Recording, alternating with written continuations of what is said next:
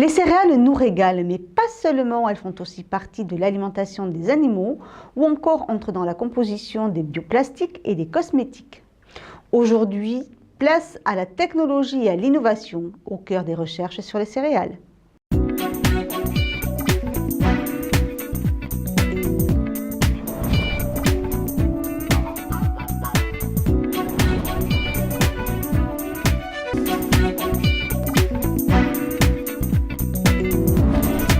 Pour relever ce défi d'adaptation au changement climatique, le levier variétal est un levier extrêmement important qui permettra de relever ce défi-là.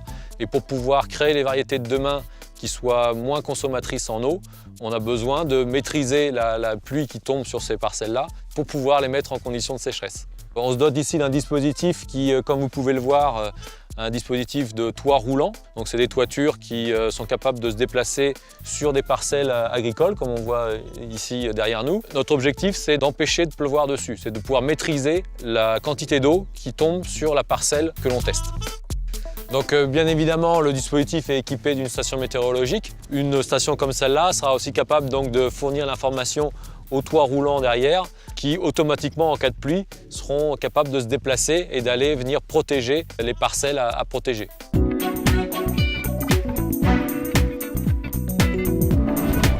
Les machines agricoles d'aujourd'hui n'ont jamais été aussi perfectionnées. Ce sont de véritables concentrés de technologie. Mais comment alors réussir à faire dialoguer ces engins entre eux avec un même langage pour que leurs actions dans les champs soient coordonnées? C'est l'objectif d'une norme révolutionnaire, Isobus.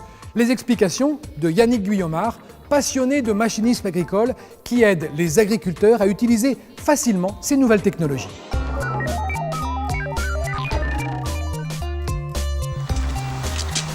Depuis quelques années, le machinisme agricole qui était avant très mécanique est devenu très technique avec beaucoup d'électronique à l'intérieur, au niveau des tracteurs, au niveau des outils.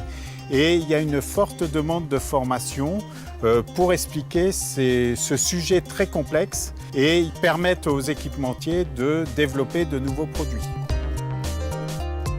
Celui-là, par exemple, il a été créé la norme Isobus, qui est une norme internationale qui va permettre d'avoir une communication entre l'outil, les pendeurs, etc., tous les outils que l'on va connecter au tracteur, avec le tracteur. C'est ce qui va permettre de pouvoir automatiser ces tâches qui avant étaient réalisées de façon manuelle par l'agriculteur. C'était lui avant qui devait couper son système s'il arrivait en bout de champ ou s'il se retrouvait près d'un cours d'eau.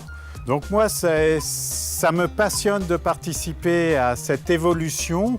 Ça me permet aussi d'assouvir mes deux passions qui sont la formation et le côté électronique, le côté technique.